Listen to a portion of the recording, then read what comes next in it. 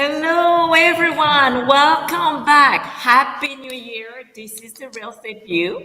I am Mickey, joined by my co-hosts Kim and Lorraine. Hello, ladies. Hello and Happy New Year. Welcome back. Welcome to a new year. We're back on the podcast and we're super excited. Yes. It's been such a long time. Like the holidays, we were off. Yeah. Recharging. I feel like we haven't been on for a while, but you know what? I'm very glad that we're back on air and nice to see you ladies. Great to see you both. I'm really excited for not only coming back to the podcast, but also what we have in store for us for this year. Each of us, and then we'll kind of touch upon what our topic is for today, but just, really energized and really excited for what's to come. Yeah, subject. Go ahead. No, go ahead, Kim. Start the subject. Well, I was going to say, it's the beginning of the year and, everybody, it's a new year, fresh start. Everybody talks about their goals. So, that's what we're going to be chatting about today is goal setting. What do you plan to accomplish this year? What do you want to accomplish this week? I usually like to start with shorter term goals, like make a goal for the end of this week, what I want to accomplish. Some people like to attack it on a bigger scale and, plan out their entire year. We do plan out our entire year, but we also take it slow as well. This is what I want to do this week. This is what I want to accomplish in the next 2 weeks. This is what I want to accomplish in 30 days. What about you guys? I think that's a really great approach because it doesn't seem as overwhelming when you sort of break it up into parts. Because I know for me personally, when we think about goals, it kind of ties in with your New Year's resolutions. It's all the same thing, right? Like they all sort of mean the same thing. And so when you start in January trying to plan out the next 12 months, just for me personally, I feel that's a little much. Most times I don't even know what I'm going to eat for dinner, much less what I'm going to be doing for the next 12 months. So I agree with you, like breaking it up into small increments, and it helps, it makes it a little bit more achievable, right? I can't think of that acronym that we follow. Is it SAFE or SAVOR or something like that? But it's one of those acronyms where we're set. SMART is the acronym that we use to kind of kind of determine what are our most important tasks that we want to take care of for the day. Hmm. And then after that, it's okay, once that is done, what are some subsequent tasks that I would like to get done? But even if it doesn't get done today, it's not the end of the world. And so I think about that when I think about SMART, similar to our yearly goals or our quarterly goals or even our weekly goals, just breaking it down so it's more manageable. I love what you're saying, Lorraine, and also Kim, how we need to break it down. And here's the thing, like I think, like you were saying, when we have those long-term goals that are like, it's what is the quantity in it? Because you have to measure it. You need to be able to measure your goals so that you can actually see the improvement. But I like better the idea of like my vision. So this is how I do it. I do the vision for the year, like the whole year, in terms of business, but also personal. Like, what is my vision for our family or our health? But for the business, it's literally like, what is the business, the vision that we have this year of things that we want to accomplish? Mhm. And then from then, we cut it down into smaller steps, like Kim was saying. Like, you just have the amount of time that you have. You still want to keep the momentum Hmm. going. You don't want to be tired, burnout, or whatever, overwhelmed by thinking about things that are just too big. So making it into smaller steps that are actually chewable, Mhm. doable, it's just super positive for me. Yeah, Yeah, agreed. because I mean, like, just thinking about everything that you have to do just on a daily basis, kind of overwhelms you, or it overwhelms me. So I'm just thinking about planning out this whole year and like, oh my gosh, I can't, I'm not going to make it to, I'm not going to get to my goal. I try not to focus on that. I focus on it day to day, week to week. And it kind of, it makes it a little bit easier to digest Yeah. and to accomplish, to make it happen. And kind of touching upon what you mentioned, Mickey, about having goals for even just the different aspects of your life, whether it's family goals, whether it's relationship goals, and that can be both friendship and romantic partners, your health goals, like all of these things. And strangely enough, like when I think about breaking out my goals in those different categories, it really all ties together and it eventually spills over to business. I feel if you don't take care of Yeah. your home or you in yourself, then it will spill over to business. And then you kind of have to kind of reevaluate, like, all right, where am I actually, where do I need to focus more of my energy or more of my time so that overall I can be better to get closer to the goals that I want to reach. So, Lorraine, we working on some romantic goals this year? Oh. We'll No, work I'm it just for saying, like, you. We'll work it for you. well, no, because I feel like sometimes when we say relationships, it's automatically triggered to like a spouse or to a No, I partner know. or something romantic. So I wanted to sort of clarify. But hey, I am looking to enhance all relationships that I have, I both love that. platonic and romantic. Yes. I love that. Oh, And that's you, great. you know what I like about those goals? So here's the thing. I think a lot of people set wrong goals. Mm, Like they have like this image in their head and they think that it's for them. Like they don't take the time to really reflect and take it, try it on and say, is it really me? Is it really what I want to accomplish this year? Is it something that is for me to do? I remember earlier, I think it was 2 years ago, I had like this terrible goal for our company, like really terrible. And my business partner, when I said, I was super pumped, super excited, as I'm always for anything. I'm always like super energetic and pumped and all. And yeah. I'm sharing and was like super quiet. And I wasn't, I was just like, oh, they didn't get the vision. But as the months were going on, I was like, oh, no, no, no, no. This goal actually didn't resonate with them. And they were right. It wasn't where we were as a company. And so I did set a wrong goal for us. The greatest lesson was for us to step back and say, hey, let's now turn over. I think we were like half into the year, and we just Hmm. switched goals. We were like, okay, this is actually what we would like to do better. And so I have more wisdom now to actually go and just take time. Like I don't remember what I read, but it actually says, go into a hotel, get out of your house, go somewhere Mm, where you can actually sit for a few, 2 days or at least one whole day without your phone, without your phone interrupting your thinking, but really going and looking inside and saying, what what am I want what do I want to become this year? Because the whole thing is that we're growing, right? Yeah. We yep. are changing, we're constantly growing. So what do I want to grow into? I think you said a lot of great things, but I want to touch upon just a couple of the things that you just said because it's triggering some thoughts of mine as well.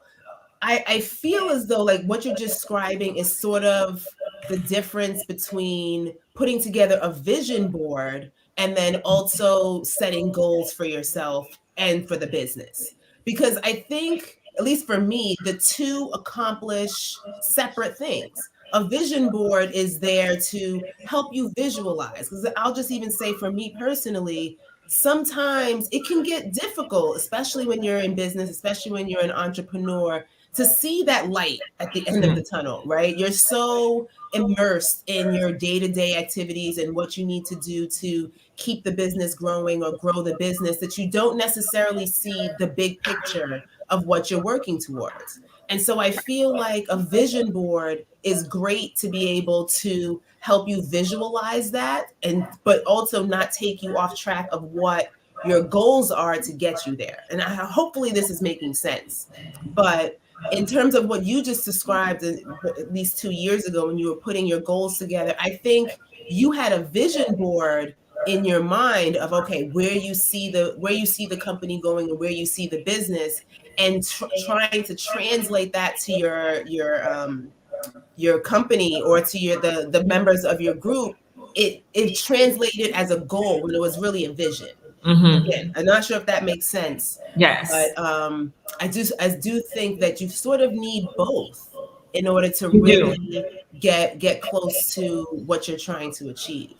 Yeah. I mean, I also want to piggyback on what Nikki said about when she had her goal or her vision and they had to change mid-year. I mean, I Hmm. know we're in the early stages, we're only like, what are we, week one? So, we have plenty of time. But even if, you've already made some sort of a plan or a goal and you see that, you want to make a change, or even when 6 months down the line, it's okay to make that change. We don't always have to try to make something work if it's not working. You know Right. what I mean? And Yeah. also, with social media, it's very easy to fall into the trap of looking at what other people are doing and thinking that you too have to do what they're doing. You know, Taking that time to sit with yourself and think about what your goals are for yourself, as opposed to, trying to do what other people are doing, is very important. Yes. And the analogy that I had the other day as I was explaining that to my kids is like we all have like different shoe size in our family. And so even if I want to fit into like size 5, I'm like a size 9 person. Like it won't work. This is not the right shoe for me. And so it takes that step back to really reflect and find your shoe and like, be comfortable into your shoe because this is you. This is your life. This is the direction. And we have the luxury of choosing and Hmm. making a plan and actions to make things happen. But it really comes down to us, like how are we choosing it and the reason why. Like everything has to work together. Like if you want, if you're a shoe 5 person, then don't go on the size 10. It won't look good on you, you won't be comfortable. Like that's just how it is. Like go with the right shoe. We got to coin that hashtag, Yeah. find your own shoe. Find your own shoe. I really, really like that analogy because it's so true. Trying to fit someone else's vision or goals into your vision or goals is really going is not it's not going to work. Actually, that shoe analogy is great. I didn't even think about it that way. It's really good. Yeah. And I was sharing that to my kids because we hear all those gurus, right? You go like Grant Cardone is doing this, Tan Merrill is doing this, so and so, and then you go to other people in our community that you and I know. So and so has that many units, and they're doing this, but this is them. Yeah. This is the thing that this is them. This is their life. This is how they're functioning. We don't know. We actually don't know the details of their life, No. and so you really have to just you know stay with your shoe side. You'll be much happier. And kind of piggybacking off of that analogy, let's just say you're in the shoe store, or Yes. you're in Yes. your office or whatever, and you don't know which shoe to pick, or you don't even know your size. I guess what I'm getting at is don't force goals Yes. on yourself either. Like don't make it so that, okay, well, I have to come up with something. If you take your step outside of yourself, or step out of your business for a Hmm. second, and just be. And I feel like even if you just jot down whatever it is, the first things that come to your mind, just jot it down, because it might not make sense in the moment, but a couple of weeks from now, even a couple of months from now, you go back and you look at it and you're like, oh, well, now since X, Y, and Z has happened, this actually makes more sense. Now let me implement this, and let me take this a step further now, because this vision, or this objective that I had, is actually clearer to me than when I actually came up with it. I love what you're saying because I do believe like action brings clarity, right, Mm, Kim? Yeah, I was just gonna say, you brought up this whole jotting things down, and I'm like, it's very important. I recently started doing it since about last November. It's journaling. I was doing Hmm. it periodically, but I started doing it more consistently, and it does bring a lot more clarity it because does. you have it written down. You get to put your feelings out on paper, what you're feeling that day, what you want to do, what you didn't get done, you know. And I mean, I Mhm. think journaling is it's really important to add to your daily routine if you can. Yeah. Oh, I love that. That's really a word of wisdom. Anyone listening, add journaling to your routine. Like really, And it's so good. So And you good. know what's so interesting about journaling? Because I mean, in the era that we're in, everything is technology, right? So I mean, I am definitely guilty of that. Like, I'll take an iPad and the pencil any day over paper and pen. Or at least I used to think that way. But I now have both. I have the iPad with all its technology, and me being able to kind of take it wherever I need it. When I put Mm. something on my phone, it can show up on my iPad. That's the power of technology. But I also found that having a paper and pen and literally writing things down actually helps it sort of resonate a little bit more with me, or it helps me to remember it, because I can sometimes visualize What you myself wrote, yeah. actually writing it, and it just sits better. And I can't think, I'm probably going to mess up this quote, but I think it's something like, we retain like 70% of the things we hear, and maybe like 80% of the things we say, but we retain 90% of the things that we You're hear right, and yeah. say, or something to Yes, that effect. and Forgive me, I act upon. probably Yeah. butchered that, but But we that's get the I gist. guess, yeah, right.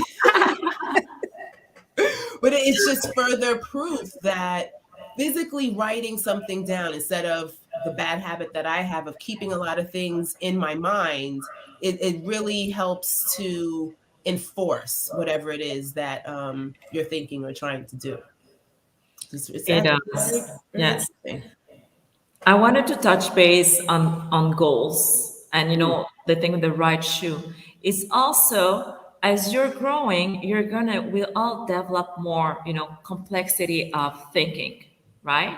Like I'm thinking about you, Lorraine, that have like multiple now businesses. You're starting multiple businesses, and if you would have to say that to yourself a couple of years back.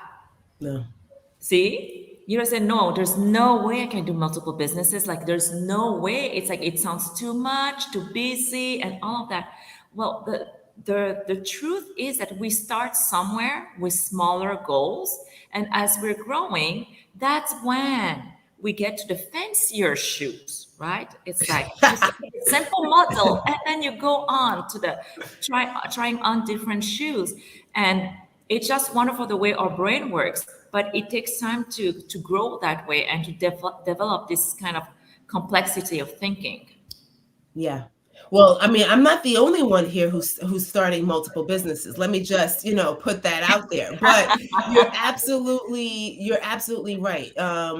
It takes a progression to sort Yes, of get you to where we are even right now. I mean, I was even right now. thinking Yes, back in December. December seems to be a good reflection month for me, Yeah. as with most people, I'm yes, sure. And so I was sitting there, and although I was working through my own challenges, or the challenges that I feel I'm facing right now, both with personal and business, I reflected on how I felt at that same time last year. And it mm, really helped me to realize the things that I was worried about last year weren't even a thought this year, because of the transition and because of Hmm. the growth and because of the progression that I did just within that year. And the challenges that I have now, because I'm constantly wanting to grow and improve, won't even be a factor, I think, coming next year. this In this Yes, in coming another year December. from now. Yeah. Yeah. yes, Yeah. So I agree with you. Whatever we're thinking about now, or whatever the goals that we have, could seem so far-fetched as we sit here right now. But if we continue to work on ourselves, if we continue to move forward, then that will be a distant memory, as well, once we get there. yes, Absolutely. I mean, I don't know what kind of goals you guys have, but I mean, I have, some personal goals, you know, family relationships, physical goals, of course. One of my major hiccups is that I don't stay consistent with my working out. Me and you both, girl. Me and you both. That is on the top of the list. And I know it's so cliche. Oh, it's beginning of the year, you want to go work out. No, I'm going to stick to it this time. And I want you Yes. ladies to hold me accountable. Yes. Hold me accountable. And that's another thing, with your goals, you need an accountability partner. you You need do, somebody you to do. hold you accountable Yes, for, the things that you say you want to do. So, you know, I will disagree with one thing that you said. I uh-oh. do not I do not think that goals are cliche. They're what Well, you no, need the to get. working out goal, the Oh, okay. working Well, out. I still, mean, I because don't think everybody that's wants to go to cliche the gym either. at the beginning of the year, and then 3 months later they're done.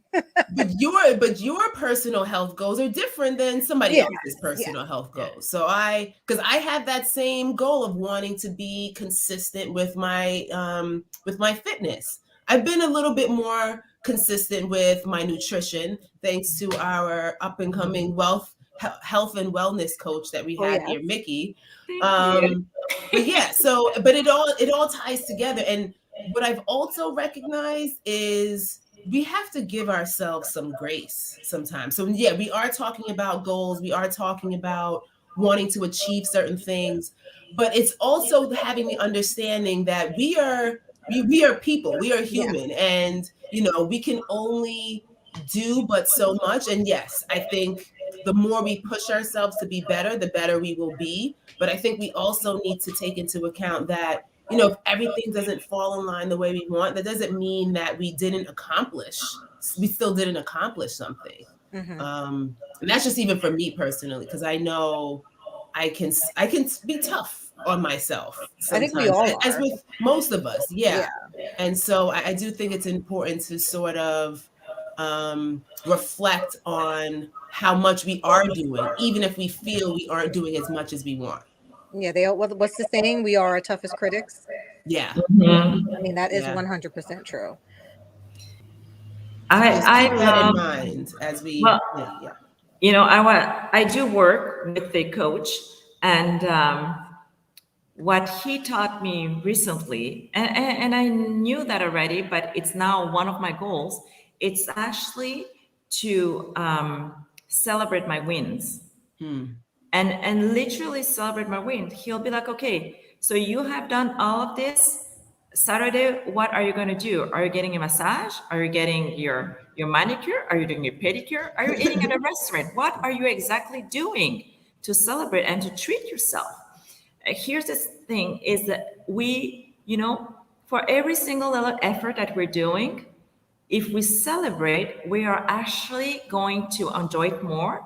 We are going to have a dopamine release in our brain. This is like drug. Like you Hmm. are using the science behind that to know that if you actually celebrate, you're having a dopamine shot. This is like cocaine thing. Like it's like addictive to your brain. So your brain is like, wow, like if I do that again, I'm gonna have that again. Okay, let's do it again. We're Yeah. excited now to do it again. Yeah. And so you stop procrastination, and then you're actually working with more momentum into what you're doing. So like you were saying, we are very hard on ourselves, and I have been, and I'm still, but we can always work. Like this can also be a goal of like, Hmm. make sure you treat yourself, make Right. sure you're celebrating all those little teeny bits of effort because they do count. Yeah. I love 100%. that as what you're saying is that being a goal too. Have it be a goal to celebrate yourself. I Yes, like that a lot. yes, Because we always tend to not celebrate the little tiny wins because, being in business, anytime you achieve something, that's a win. It could be the Yeah. smallest thing. It's a win, Yep. being a Yep. business owner. And that's so true because it just even for me, I definitely don't necessarily count something as a win unless it's the big win, right? Unless it's the win that comes at the end of closing a deal Hmm. or signing on a new client or whatever it is. And it's just like, well, okay, until I complete everything, then it's a win. No, it's a win you actually having your marketing strategy in place. It's a win you completing your marketing campaign to the point where you're actually generating attention from people. It's a win posting on social media, just getting Right. getting your message together. I mean, these are all, to your point, Kim, these are all wins that we should really acknowledge and celebrate. Yeah, we kind of take them for granted. So in Yeah. 2022, celebrate all wins, no matter what it is. Even if it's a Yeah. tiny little accomplishment, celebrate it. yes. Yeah. I think It that's will a lead you to great, the bigger ones. Yeah. yeah. That's So a I know, great like little tidbit to leave for yeah, the people. I know it's the beginning of the year, but Mickey, I know, have you come across any good books for goal setting? I didn't read good books on goal setting, but I was reading the Book of Joy, which Hmm. was Ah, written by the Dalai Lama and by Desmond Tutu, the South African bishop that actually passed a week Yes. and a half Hmm. ago. yeah, yeah. And it's an amazing book on how to find joy in every circumstances and how to kind of reframe ourselves. Like, if anything terrible is happening to you, there is still a way of finding joy into it. And because you develop this kind of thinking, you are more joyous, and then your life is more meaningful, and then you attract more joy into your life.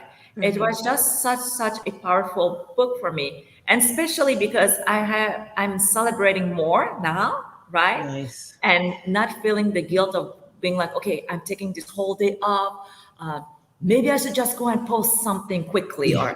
or so those kind of things, like me not feeling guilty about taking time off of business and all of the other things, and just concentrate and treating myself. So I that's a book that I highly recommend. It's like a masterpiece of just higher thinking, Hmm. and they're putting it in very, like, it's an interview and a great friendship between those two great minds. It's beautiful. And what's the name of it again? Just in case anybody missed it. The Book of Joy The Book of Joy. by Desmond Tutu, Archbishop Desmond Tutu, and the Hmm. Dalai Lama. Okay, perfect. Yes, it's a Okay. fantastic book. Oh my God, I love this conversation. So glad to be Yeah. back with you guys. It's really good to be back. Yeah. Yeah, it's good. It's good to be back. So until next week, we've come to the end, and we'll be back next Thursday at 4 o'clock Eastern. Yes. So know your why. Know your heart. And know your purpose. Great seeing everyone. And we'll see you Bye. next week. Bye.